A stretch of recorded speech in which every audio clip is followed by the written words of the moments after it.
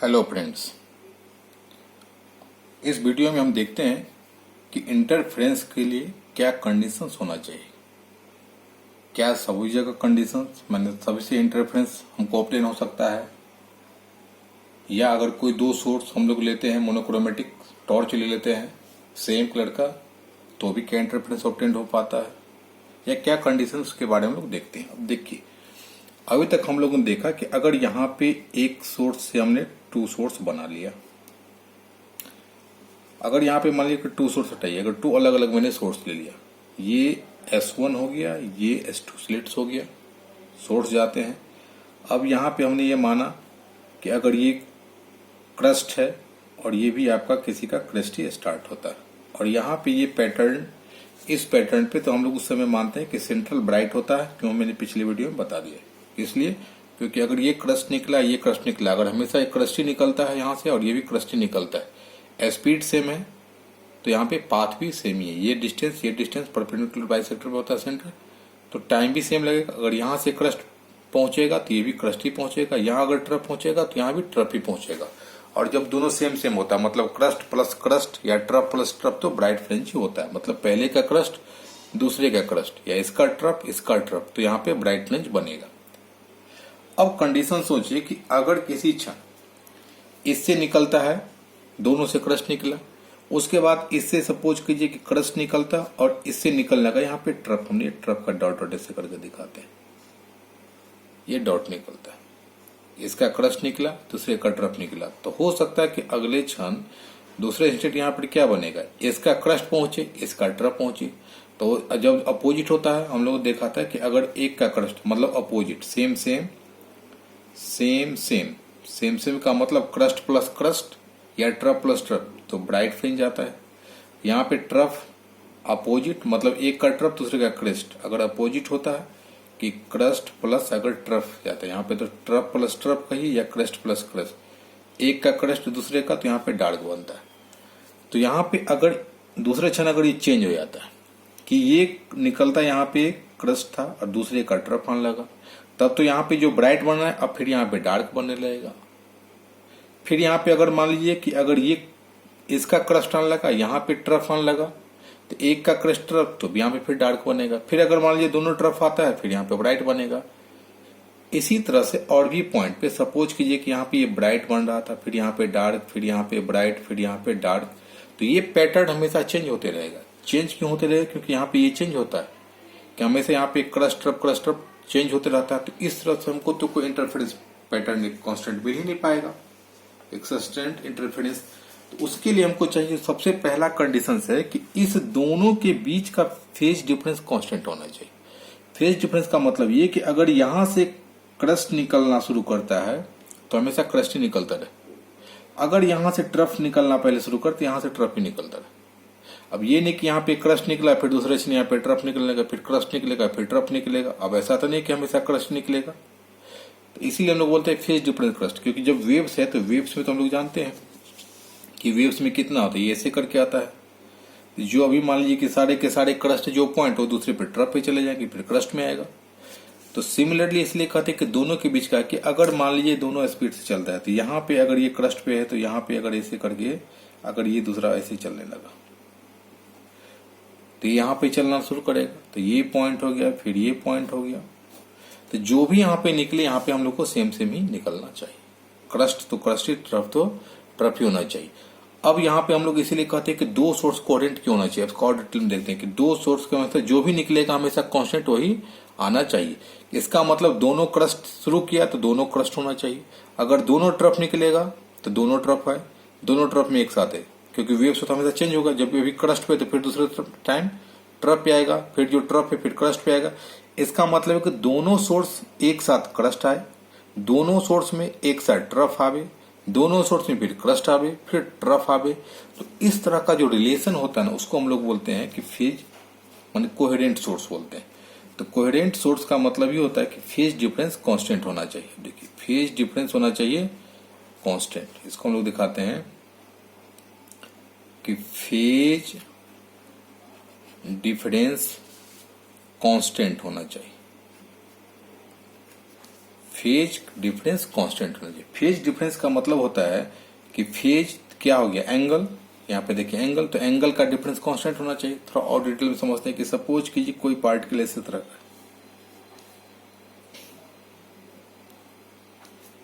तो जो भी पैटर्न अगर कोई यहाँ पे अगर ये पार्ट है सपोज कीजिए और यहाँ पे भी कोई पार्टिकल, ठीक, अगर हम लोग यहाँ से देखते हैं तो दोनों के बीच का जो कंडीशंस होता है, अगर ये एंगल कितना होता है, अगर 30 डिग्री होता है, तो फिर जैसे ये पोजीशन चेंज करेगा, सपोज कि जब अगले पोजीशन कितना होगा, अगर यहाँ पे हम लोग पोजीशन यहाँ पे देखते हैं, अगर ये यहाँ पे आता है तो ये भी यहाँ पे आएगा, और फिर दोनों के बीच का एंगल अगर हम देखते हैं कि फिर 30 डिग्री देखते हैं, तो कहते हैं कि फेज डिफरेंस कांस्टेंट है। इसका मतलब ये सपोज कीजिए कि अगर यहाँ पे होता है, और डिटेल में देखते हैं कि अगर यहाँ पे इस तरह का वेव्स होता है, दूसरा ये वेव्स होता है, तो जितना होता है एक फेज में होता है, मतलब ये डिफरेंस और यहाँ पे जो पार्टिकल था अगर इसको मिला देते हैं, फिर ये पार्टिकल, इसका मतलब ये देखते हैं कि जब कोई हम लोग एकदम स्टिल वाटर होता है, एकदम शांत सरोवर टाइप का, उसमें कोई स्टोन को हम लोग डालते हैं तो क्या होता है, डिस्टर्बेंस होता है। तो ये पूरा पार्टिकल ट्रफ पे है, फिर पूरा पार्टिकल क्रस्ट पे आएगा, फिर पूरा पार्टिकल ट्रफ पे जाएगा, फिर पूरा पार्टिकल क्रस्ट में, ये क्रस्ट पे है, ट्रफ में, क्रस्ट ट्रफ, ऐसे करके हम लोग चलते रहेगा। तो वही है कि दोनों के बीच का डिफरेंस हमेशा कांस्टेंट होना चाहिए। तो ये कि पहला कंडीशन, सबसे पहला और इम्पोर्टेंट कंडीशन है कि कोहेरेंट होना चाहिए। कोहेरेंट का ही मतलब होता है कि फेज डिफरेंस कांस्टेंट होना चाहिए। तो जब भी फेज डिफरेंस कांस्टेंट होना चाहिए, तब इसका मतलब ये कि जब भी दोनों पे आएगा, दोनों पार्टिकल आएगा, अगर दोनों ट्रफ है तो ट्रफ आएगा, दोनों क्रस्ट है तो क्रस्ट आएगा, फिर ट्रफ है तो ट्रफ आएगा, फिर क्रेस्ट तो क्रेस्ट आएगा। क्रेस्ट ट्रफ से ये होता है कि जो भी दोनों पार्टिकल आएगा तो हमको कांस्टेंट मिलता है इंटरफेरेंस पैटर्न, सबसे पहला और इम्पोर्टेंट कंडीशन। इसलिए ये सेपरेटली बताया जाता है कि कोहेरेंट सोर्स क्या होता है। तो कोहेरेंट सोर्स का ये मतलब होता है कि दोनों के बीच का फेज डिफरेंस हमेशा कांस्टेंट होता है। तो अगर यहाँ पे इस दोनों से ही देखिए कि अगर यहाँ पे S1 यहाँ पे S2 है, तो जो भी अगर निकलता है यहीं पे, अगर यहाँ पे हमने दोनों का एक साथ में अगर किस टाइम देख लिया कि दोनों के साथ अगर क्रस्ट निकलता है तो क्रस्ट निकलेगा। अगर फिर दोनों, मान लीजिए कि अगर यहाँ पे दोनों के टाइम में अगर ये ट्रफ, मैंने मान लिया कि ट्रफ निकलता है तो दोनों का ट्रफ ही निकलेगा एकदम साथ साथ में। तो इस तरह से क्या होता है कि दोनों एकदम साथ साथ पार्टिकल यहाँ पे वेव्स स्टार्ट एक साथ करना शुरू करेगा। जस्ट लाइक इसकी तरह कि दोनों का स्पीड एकदम सेम दिखेगा हमेशा, कि जिस तरह से यहाँ पे जाता है डिस्टेंस हमेशा, मतलब एंगल का डिफरेंस हमेशा कांस्टेंट होना चाहिए। तो मेरे पास एकदम एक फिक्स मतलब स्टेबल इंटरफेरेंस पैटर्न मिलता है। ये तो हो गया एक कंडीशन कि मेरे पास होना चाहिए कोहेरेंट सोर्स। तो पहला कंडीशन हो गया कि सोर्स मेरे पास होना चाहिए कोहेरेंट, ये कोहेरेंट सोर्स होना चाहिए। उसके बाद एक कोहेरेंट के बाद हम लोग लिखते हैं कि मोनोक्रोमेटिक सोर्स भी मेरे पास होना चाहिए। कोहेरेंट एंड मोनोक्रोमेटिक, तो मोनोक्रोमेटिक क्यों होना चाहिए, कोहेरेंट तो हमने देख लिया, मोनोक्रोमेटिक सोर्स भी होना चाहिए। कोहेरेंट एंड मोनोक्रोमेटिक, तो कोहेरेंट एंड मोनोक्रोमेटिक इसलिए लिखते हैं कि हमने देखा कि इंटेंसिटी होता है या मैक्सिमा या मिनिमा का, किस पे डिपेंड करता है, तो मैक्सिमा डिपेंड है तो कि I1 प्लस I2 और plus 2 root under I1 root under I2 होता है। मिनिमा कितना हो जाता है, I मिनिमा अगर निकालते हैं तो I1 प्लस I2 और यहाँ पे माइनस 2 रूट अंडर I1, यहाँ पे I2 है। अगर यहाँ पे एक ही कलर लेते हैं दोनों का, समझ लीजिए मोनोक्रोमेटिक हो गया, दोनों का सेम सेम, तो जब मिनिमा होता है तो यहाँ पे दोनों का देखिए I1 इक्वल टू I2 कर देंगे यहाँ पे। तो जब भी हम लोग I1 इक्वल टू I2 करते हैं, दूसरे में हम देखते हैं जब भी मोनोक्रोमेटिक होता है तो एक कलर हमको पैटर्न मिलता है, वैसे क्या होता है मिक्स कलर मिलने लगता है, तो उसको हम लोग आगे देखेंगे कि दिक्कत है। और एक मोनोक्रोमेटिक तो एक ही कलर मिलेगी, या तो अगर मान लीजिए येलो कलर लेते हैं तो येलो दिखेगा, ब्राइट में येलो दिखेगा, डार्क में नहीं दिखेगा, येलो दिखेगा डार्क में नहीं दिखेगा। और दूसरा कंडीशन को हम लोग इसी को ये भी कह सकते हैं मोनोक्रोमेटिक के साथ कि यहाँ पे A1 इक्वल टू A2, यही मोनोक्रोमेटिक है कि A1 इक्वल टू A2 कर दी। दोनों का अगर एम्पलीट्यूड लेते हैं या मीन्स दोनों का इंटेंसिटी सेम हो जाएगा।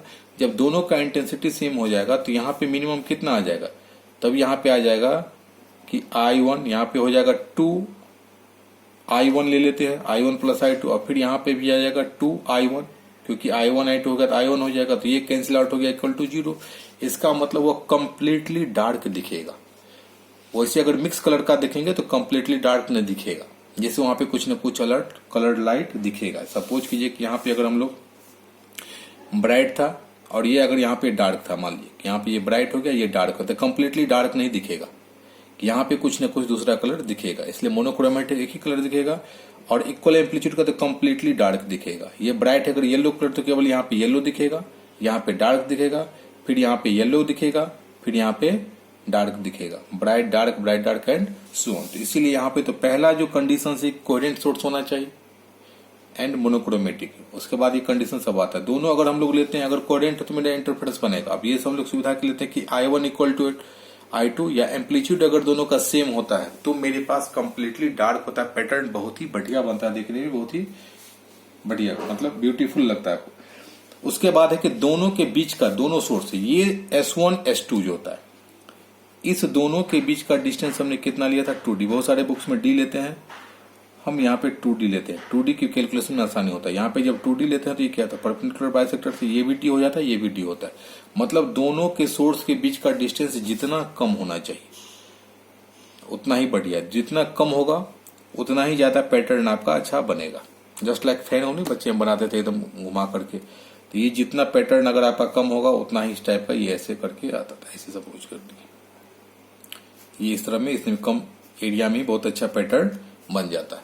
तो ये दोनों के बीच का डिस्टेंस कम होना चाहिए। नेक्स्ट कंडीशन है कि 2D स्मॉल होना चाहिए, जितना पॉसिबल हो सके, जितना संभव एज पॉसिबल एज।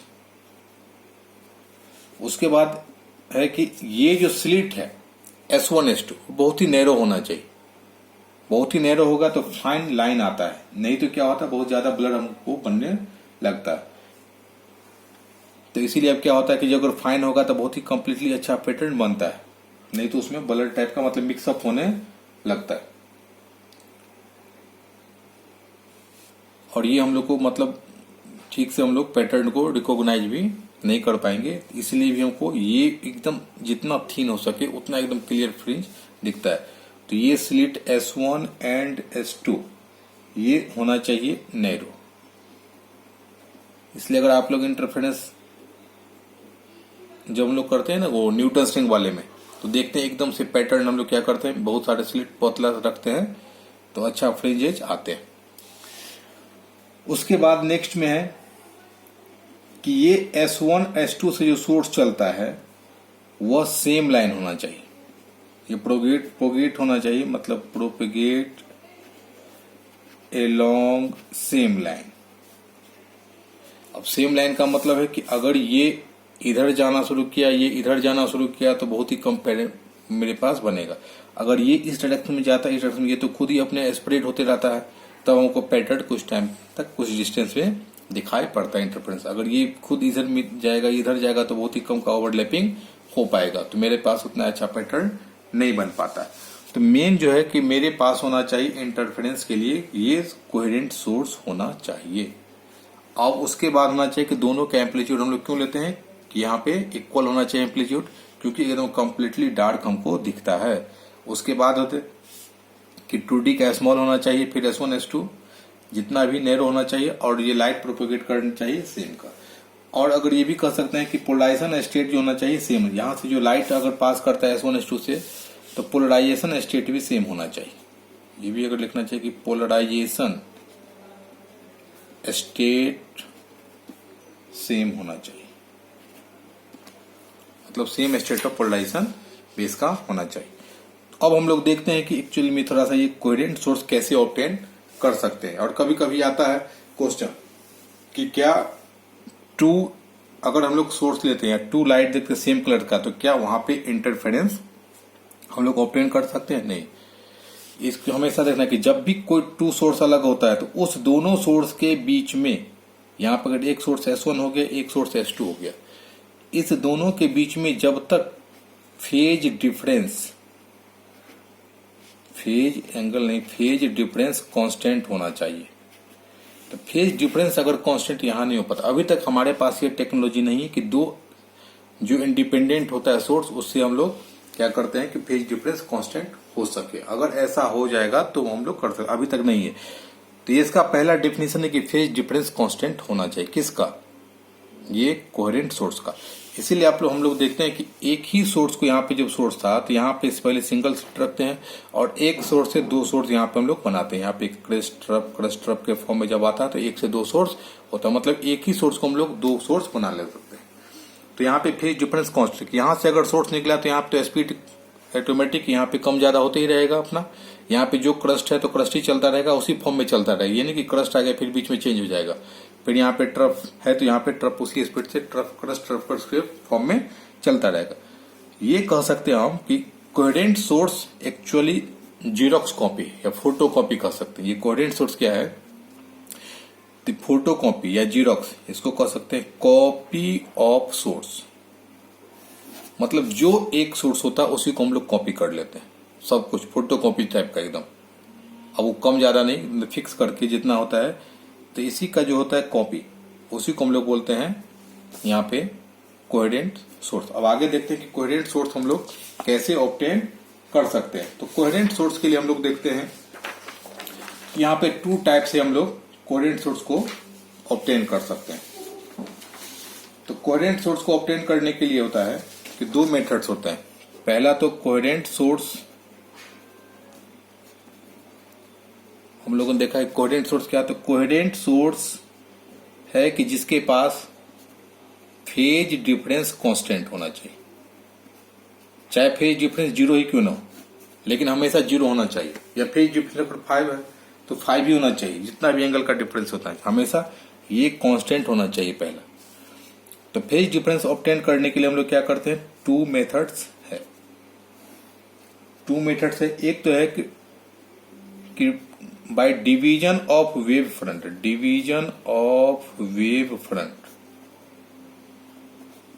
एक तो वेव फ्रंट का डिवीजन करते हैं और दूसरा है कि बाय डिवीजन ऑफ एम्पलीट्यूड। अब डिवीजन ऑफ वेव फ्रंट, तो वेव फ्रंट क्या होता है, तो जब भी देखिए यहाँ पे हम लोग कोई स्टोन डालते हैं तो यहाँ पे ये इस तरह का जो आता है ना, ये ट्रफ क्रस्ट के फॉर्म में ये आ गया क्रेस्ट, ये हो गया ट्रफ, ये हो गया क्रेस्ट, ये हो गया ट्रफ एंड सो ऑन करके। तो जब भी यहाँ पे आता है तो ये जो पूरा जितना भी पॉइंट होता है इसी को हम लोग बोलते हैं वेव फ्रंट, मतलब सेम स्टेट में होता है। जैसे क्रस्ट पे अगर सपोज कीजिए जितना भी क्रस्ट वाले पॉइंट पे होता है, तो जो भी क्रस्ट वाले पॉइंट पे होगा अगले क्षण देखिएगा, अगले इंस्टेंट जो अगर ट्रफ पे जाता है तो पूरा का पूरा एक साथ जाता है नीचे, फिर वो पूरा आता है तो पूरा का पूरा ही आता है। यही अगर मान लीजिए ये वाला, अगर ये कहते ये जो पूरा का पूरा पार्ट होता है ये सब, ये वेव फ्रंट वाला पार्ट, अगर सारे पॉइंट को अगर पूरे क्रस्ट वाले पॉइंट को मिला देते हैं तो इसको कहते हैं कि ये वेव फ्रंट हो गया। फिर जब अगर मूव करता है तो अगर क्रस्ट का ट्रफ में जाएगा तो ये पूरा का पूरा पॉइंट फिर एक साथ आएगा, फिर पूरा का पूरा पॉइंट यहाँ पे ये क्रस्ट में, तो ये वेव फ्रंट कहलाता, इसको हम लोग कहते हैं वेव। तो ये हम लोग देखते हैं कि वेव फ्रंट क्या था। यहाँ पे डिवीजन ऑफ वेव फ्रंट, मतलब एक ही वेव फ्रंट को हम लोग क्या करते हैं, दो पार्ट में ब्रेक करते हैं। जैसे हमने देखा था डबल स्लिट वाले एक्सपेरिमेंट वाले में कि यहाँ पे क्या करते हैं कि एक वेव्स होता है सिंगल सोर्स एस, और यहाँ से ये होता है ट्रफ क्रस्ट के फॉर्म में आता है, और फिर यहाँ पे हम लोग क्या करते हैं कि टू स्लिट रखते हैं, और इस स्लिट से क्या होता है फिर यहाँ पे जैसे यहाँ पे बढ़ते बढ़ते यहाँ पे ये आता जाएगा, ये फिर मतलब क्रस्ट हो गया, फिर यहाँ पे ये ट्रफ हो गया, फिर एंड सोन करके यहाँ पे जो भी आता है तो इस लाइन पे आएगा तो ब्रेक हो गया। अब यहाँ से दो क्रस्ट मान लीजिए यहाँ पे मिलना, क्रस्ट ट्रफ जो भी आएगा, अगर ट्रफ आएगा तो ट्रफ, क्रेस्ट आएगा तो क्रेस्ट, यहाँ पे टू पार्ट मिल गया। अब यहाँ से हमको मिलना शुरू करता, लेकिन जब तक ये है तभी तक हम लोग मतलब एक सोर्स से हम लोग दो सोर्स बनाते हैं, ये S1 ये हो गया S2, तो इस दोनों के बीच में फेज डिफरेंस कांस्टेंट होता है, इस दोनों के बीच में फेज डिफरेंस कांस्टेंट होता है, तो दोनों के बीच में फेज डिफरेंस मेरा कांस्टेंट होता है। तो ये दोनों, ये S1 S2 जो हो गया कोहेरेंट सोर्स हो गया। अब यहाँ पे S1 coherent source, S2 coherent source, S1 S2 coherent source. तो जनरली हम लोग S1 S2 का ही यूज करते हैं।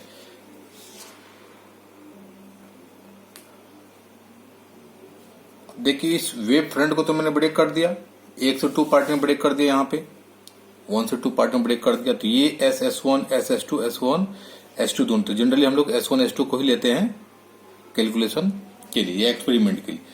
इसमें डिवीजन ऑफ वेव फ्रंट में होना चाहिए कि सोर्स पॉइंट सोर्स होना चाहिए, सोर्स जो है होना चाहिए पॉइंट सोर्स, ये पॉइंट सोर्स होना चाहिए, या कहिए पॉइंट सोर्स हम लोग बनाते हैं, इसी के लिए हम लोग क्या करते हैं कि नैरो स्लिट लेते हैं कि जो मेरा सोर्स पॉइंट सोर्स बन जाए। जैसा हम लोग इसमें यूज करते हैं, फ्रेजनल मिरर में यूज करते हैं, फ्रेजनल मिरर में इसको हम लोग यूज करते हैं, या हमने जो यंग डबल स्लिट एक्सपेरिमेंट में लिया उसमें हम लोग इसको यूज करते हैं। Young's double slit experiment, double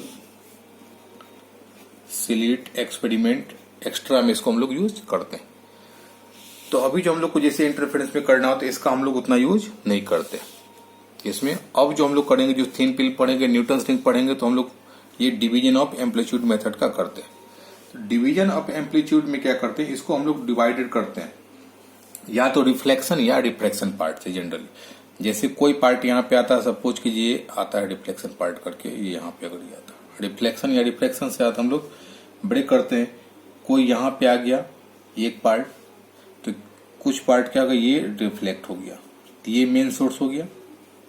तो एक तो रिफ्लेक्शन हो गया कुछ पार्ट, फिर यहाँ पे क्या होगा, ये पार्ट ट्रांसमिट करता है, और फिर इस ट्रांसमिट के बाद क्या होता है, फिर यहाँ पे कुछ यहाँ पे रिफ्लेक्शन हो जाता है, फिर यहाँ पे क्या होगा, फिर ये रिफ्लेक्ट करेगा, फिर इस पार्ट के पास कुछ यहाँ पे रिफ्लेक्शन होगा और कुछ यहाँ पे ट्रांसमिट हो जाएगा। तो इस सोर्स से मेरे पास S1, S2 एंड S1 बहुत सारा जाएगा। फिर यहाँ पे आएगा, सपोज कीजिए, फिर यहाँ रिफ्लेक्शन होगा, फिर यहाँ पे ट्रांसमिट होगा, फिर यहाँ पे रिफ्लेक्शन होगा और फिर यहाँ पे ट्रांसमिट होगा। तो यहाँ पे एक सोर्स हो गया कॉमन, इससे हमने क्या किया, रिफ्लेक्शन S1, S2 मेरे पास ये कोहेरेंट सोर्स हो गया, S2, S3 कोहेरेंट सोर्स हो गया, एंड सो ऑन करके हो गया, सारे एक ही सोर्स हो गया। तो जो भी यहाँ पे चेंज होगा उसके अकॉर्डिंग यहाँ पे मेरे पास कांस्टेंट पैटर्न होगा। ये यहाँ पे इसको हम लोग अगर मान लेते हैं ये T1, T2 and so on करके, यहाँ पे अगर फिर आता है रिफ्लेक्शन ट्रांसमिशन, तो T1, T2, T3 एक्सेट्रा। तो ये एक तो पैटर्न मेरे पास ये आ गया S1, S2, S3, तो ये S1, S2 आ गया मेरे पास। कहते हैं डिवीजन ऑफ एम्पलीट्यूड मेथड से हम लोग एम्पलीट्यूड को ही ब्रेक कर देते हैं, इसमें वेव फ्रंट को ब्रेक करते हैं, इसमें एम्पलीट्यूड को ही ब्रेक करते हैं। या मेरे पास T1, T2 ये दोनों भी कोहेरेंट सोर्स हो गया, ये दोनों भी कोहेरेंट सोर्स हो गया, ये दोनों कोहेरेंट सोर्स हो गया, ये दोनों कोहेरेंट सोर्स हो गया। अब ये देखिए, हम कोहेरेंट सोर्स में करते क्या है, कॉपी करते हैं, नहीं जस्ट लाइक एक ही सोर्स को कॉपी करके हम कई सोर्स बनाते हैं।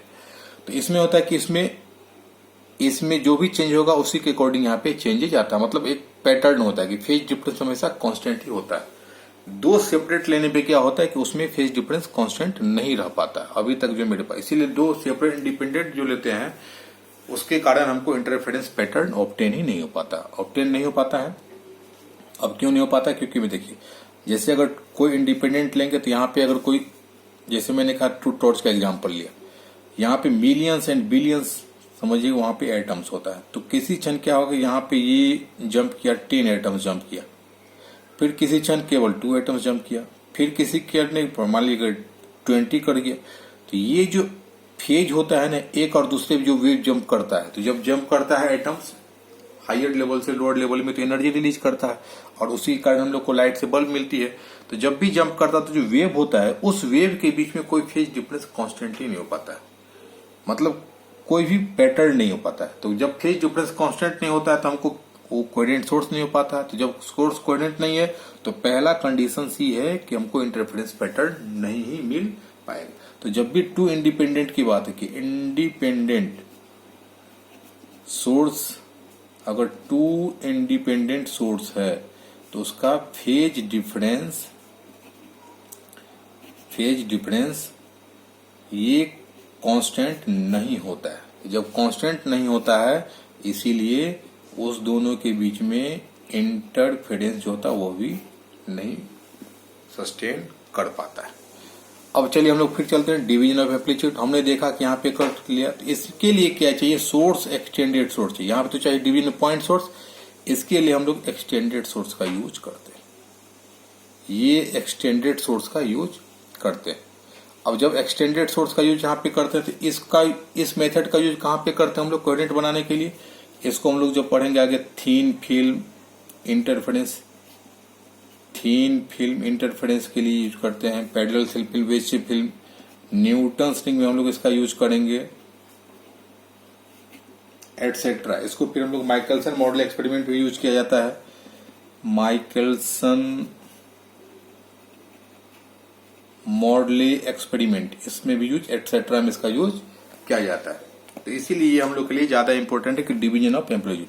अब यहाँ पे देखिए कहीं कहीं पे क्वेश्चन आता है ये सोर्स एक्सटेंडेड क्यों होना चाहिए 2 मार्क्स के जनरली। एक तो 2 मार्क्स के ये क्वेश्चन जनरली आते हैं कि 2 इंडिपेंडेंट सोर्स से क्यों नहीं होना चाहिए, क्योंकि फेज डिफरेंस कांस्टेंट नहीं होता। जब फेज डिफरेंस कांस्टेंट नहीं है तो वो तो इंटरफेरेंस होगा ही नहीं होगा। दूसरा क्वेश्चन आता है कि यहाँ पे जो एक्सटेंडेड सोर्स क्यों होना चाहिए। अब देखिए यहाँ पे बताते हैं कि अगर एक्सटेंडेड सोर्स नहीं रहेगा, अगर हम लोग पॉइंट सोर्स लेते हैं इस डिवीजन मेथड में और ये मेरे पास हो गया, तो इस पैटर्न से यहाँ पे आएगा। अगर मान लीजिए कोई थिन फिल्म में ये, तो यहाँ पे पहले ऊपर से कुछ रिफ्लेक्शंस होता है, फिर यहाँ पे पार्ट आता है, फिर यहाँ पे आएगा ये वाला पार्ट रिफ्लेक्ट होगा एंड यहाँ पे ट्रांसमिट को भी छोड़ देते, फिर केवल लेते हैं, फिर यहाँ पे रिफ्लेक्ट होगा, फिर यहाँ पे ट्रांसमिट होगा, फिर यहाँ पे आएगा, फिर यहाँ से ये रिफ्लेक्शन होगा, फिर रिफ्लेक्ट होगा, फिर यहाँ पे ट्रांसमिट होगा, फिर यहाँ पे आएगा, फिर यहाँ पे रिफ्लेक्ट होगा, फिर यहाँ से एंड सो ऑन। तो यहाँ पे होता है कि इस एरिया को अगर हम लोग यहाँ पे देखते हैं, सपोज कीजिए कि यहाँ से हम लोग इसको देखते हैं, तो केवल स्मॉल एरिया वहां पे लोग किसी ऑब्जेक्ट को कब देख पाते हैं, जब वहां से रिफ्लेक्ट होकर हमारे आई में रेडिएशन आता है, मतलब रे आता है। तो अगर यहाँ पे तो केवल जब अगर ये आएगा तो केवल ये पार्ट दिखेगा, ये वाला पूरा पार्ट पैटर्न नहीं दिख पाता है अगर ये सोर्स है तो हम लोग क्या करते हैं कि अगर हमको ये पूरा पैटर्न दिखना पड़ता है तो हम लोग यहाँ से यहाँ मूव करना पड़ेगा, यहाँ से यहाँ मूव करना पड़ेगा, एक जगह से हम लोग पूरा पैटर्न नहीं देख पाते हैं। अब यहीं पे देखिए अगर एक्सटेंडेड सोर्स लेते हैं, यहाँ से अगर हम लोग एक्सटेंडेड सोर्स लेते हैं ये वाला पार्ट और ये पैटर्न, तो इतना रेडिएशन से कि एक सपोज कीजिए कि एक पार्ट यहाँ पे आएगा, इसके कारण ये यहाँ पर रिफ्लेक्ट होकर के आएगा, फिर यहाँ पे सपोज यहाँ पे ये रिफ्लेक्शंस होगा, ये आएगा, फिर कोई ना कोई पार्ट यहाँ से लेकर के जो यहाँ पार्ट छूट गया था, तो मान लीजिए कि दूसरा पार्ट फिर यहाँ पे आएगा, ये सपोज कि यहाँ पे आता है,